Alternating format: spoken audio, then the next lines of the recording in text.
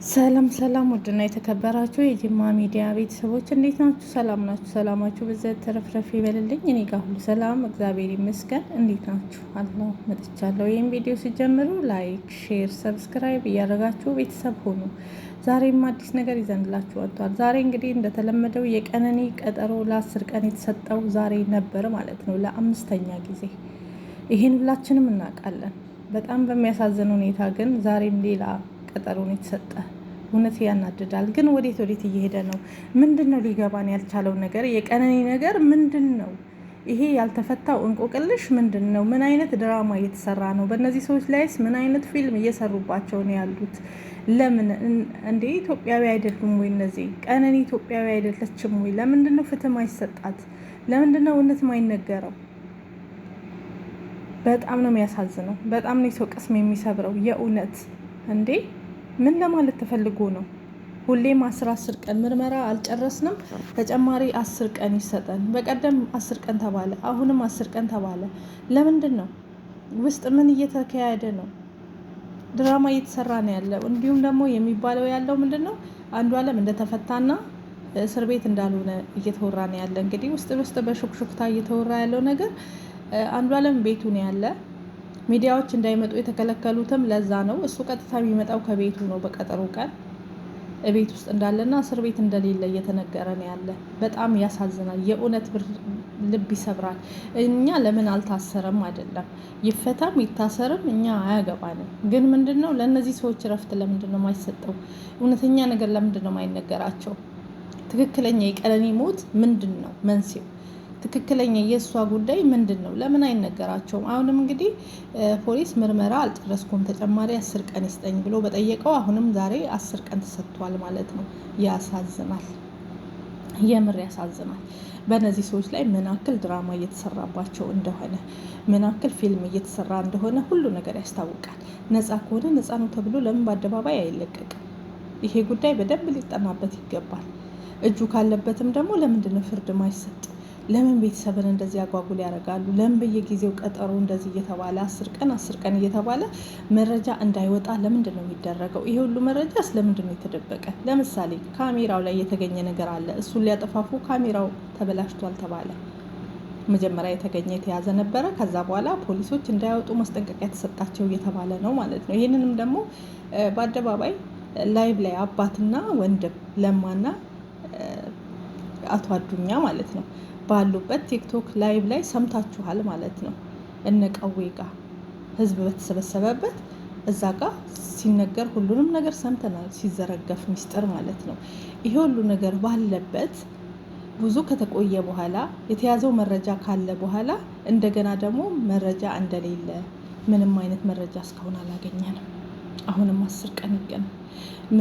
ምርመራው አልተጠናቀቀም። ይሄ ማለት እኮ ዛሬ እሷ እኮ 50 ቀን ሆኗታል ማለት ነው። ወደ 2 ወር ሊሆናት ነው። 60 ቀን ምናምን ሊሆናት ነው። 40ዋ ካለፈ ባለፈው ነው። ትንሽ ቀናት የሚቀርባት ማለት ነው። 2 ወር ሊሞላት። 2 ወር ሙሉ ምርመራ አልወጣም ማለት ምን ማለት ነው? የተገኘው እንትንስ ምንድን ነው የተገኘው? የተቦደሰው ቤት ምንድን ነው የተገኘው? ምንጣፉ ላይ ደም ምንድን ነው? ይሄ ሁሉ መረጃ መሆን አይችልም። ግድ በአይን ሰው መኖር አለበት። እሷ ወይ ስትገፈተር ወይ ደግሞ እንትን ስትል፣ እሱንም ደግሞ ገፈተርኳት እንጂ አልገደልኳትም። ይሄ ማለት ምን ማለት ነው? ገፈተርኩ እንጂ አልገደልኩም ማለትስ ምን ማለት ነው? እስኪ ወዴት እየሄድን ነው ግን ወገን?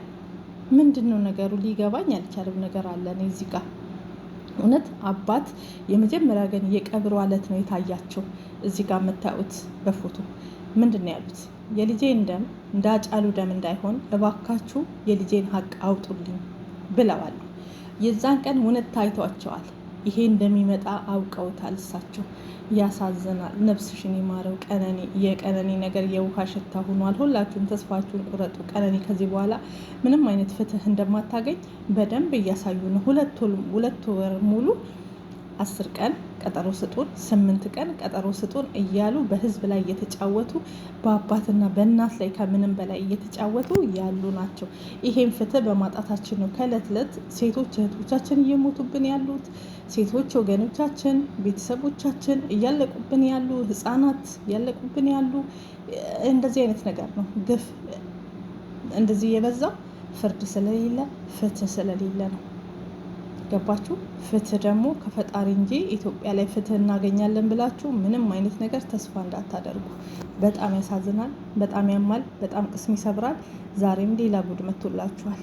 እውነት የተፈራው ነገር ሁሉ እየደረሰ ነው። ይብላኝ ለእናትና ለአባቷ። እናትና አባት በእንባ ነው ያሉት፣ እያለቀሱ ነው፣ እያነቡ ነው። ዛሬም ሌላ ሀዘን የሆነባቸው እንዳለ እስኪ ሁላችሁም እስኪ እንደሰው አስቡትና አይምሯችሁን እስኪ መርምሩት። ምንድን ነው ይሄ ነገር? ወዴት እየሄደ ነው ነገርየው? ምንድን ነው? በየቀኑ 10 ቀን ምንድን ነው 10 ቀን እንዴ? እነሱ አስረግዘው ቀነኒን እንደገና ወልደው ሊሰጡ ነው እንዴ? 10 ቀን እያሉ 2 ወር ሞላቸው። ጉድ እኮ ነው ወይስ ከመቃብር አውጥተው ሊያመጧት ነው? እኔ አልገባኝም። የእውነት የእናት እንባ የአባት እንባ ግን ይፍረድባችሁ። እንደዚህ በሰው ነፍስ የምትጫወቱ የእነዚህ ምስኪን ቤተሰቦች በጣም ያማል፣ ያሳዝናል። የእውነት ኢትዮጵያ ላይ ፍትህ ስለሌለ እንዝላልነት ስላለ ነው። በቀደም ሙሽራውን እንዴት ነው ያድርገው ህይወቱን ያጠፉት? እሁድ ዕለት የትላንት ያለፈው እሁድ ሊሞሸር የነበረውን አርብ ዕለት ህይወቱን አጥፍተው በጅብ አስበሉት፣ በአውሬ አስበሉት ማለት ነው። ያማል። አዳማ ላይ ማለት ነው። እውነት በጣም ግፍ እየበዛ ነው። እህቶቻችን እያለቁብን ነው። ይሄም አንዱን ህይወት እያጠፋ የማናለብኝ ነገር እስር ቤት ይገባል፣ ይበላል፣ ይጠጣል። በቃ ይሄ ነው አሁን ያለው ነገር። ጨዋታው እንዲህ ነው፣ ድራማው እንደዚህ ነው። ስለዚህ ይህ ነገር እስከ መቼ ነው የሚቀጥለው? ይሄ ሁሉ ምንድን ነው መንስኤው ምንድን ነው ካላችሁ፣ እኛ የኢትዮጵያ ህግ ማለት ነው በጣም ሲበዛ እንዝላል ነው ከሚባለው በላይ። ፍትህ የለም። ፍትህ ስለሌለ ከዚህ በላይ ምንም አይመጣብንም። ህጻናት እያለቁ፣ ሴቶች እያለቁ በባላቸው፣ በፍቅረኛቸው፣ በሚወዱት ሰው ህይወታቸው እያለፈ ፍትህ ካልተሰጠን እኛ መንግስት አለን ማለት አንችልም። በቃ እኛ መሪ የለንም ብንል ይሻለናል። ይሄ ነገር ለምንድን ነው አንድ ነገር ማይደረግበት? ሰው ከቤት ወጥቶ እንኳን መግባት አይችልም። ማን የማንን ህይወት እንደሚነጥቅ አይታወቅም። ምን እየተደረገ እንደሆነ ኢትዮጵያ ውስጥ አይታወቅም። የእውነት በጣም ያሳዝናል፣ በጣም ያማል ከሚባለው በላይ ማለት ነው። እና ለማን ነው አቤት የምንለው? ለማን ነው የምንጮኸው? ወዴት ነው የምንለው? እኔ ግራ ገባኝ። የእውነቴን ነው የምላችሁ። ለማን ነው ድምጻችን የምናሰማው? ለማን ነው የምንጮኸው? ወዴት ነው የምንለው? ሰሚ የለንም እኮ ኢትዮጵያ እኮ ሰሚ ያላት ጩኸት ሆኗል። ህዝቡ ይጮሃል፣ ህዝቡ ያነባል፣ ሚዲያው ይጮሃል። ማንም አይሰማንም። ፍትህ ስለሌለ፣ ትክክለኛ ነገር ስለሌለ። ለምሳሌ አንድ ወንድ ጥቃት ካደረሰ ህፃናት ላይ፣ አላግባብ ሴቶች ላይ ይሄን ነገር ካደረገ እቃው ቢቆረጥ ቢኮላሽ ይሄ መማሪያ ይሆናል። ህይወት ያጠፋ ህይወቱ ቢጠፋ ይሄ መማሪያ ይሆናል። ስለዚህ ትክክለኛ ህግ ስለሌለን እኛ አንዱ ባንዱ ጨዋታ። ለማንኛውም እንዳትቀደሙ። ዛሬ የቀነኒ ውሎ 10 ቀን ቀጠሮ ድጋሚ ተሰጥቷል። ከ10 ቀን በኋላስ ደግሞ ምን ይባላል? ለ6ኛ ጊዜ ፍርድ ቤት ቀርበዋል። በ6ኛው ቀጠሮ ምንድን የተባለ? አሁንም ፖሊሶቹ ለ10 ቀን ይሰጠን፣ ምርመራዬን አላጠናቀኩም በማለት መልሰዋል። ፈጣሪ ይፍረድ። ነፍስ ይማር። ላይክ አርጉ፣ ሼር አርጉ። አዳዲስ ነገር ስናገኝ ይዘንላችሁ እንመጣለን። እወዳችኋለሁ። ባይ። አመሰግናለሁ። በጣም አሞኛል።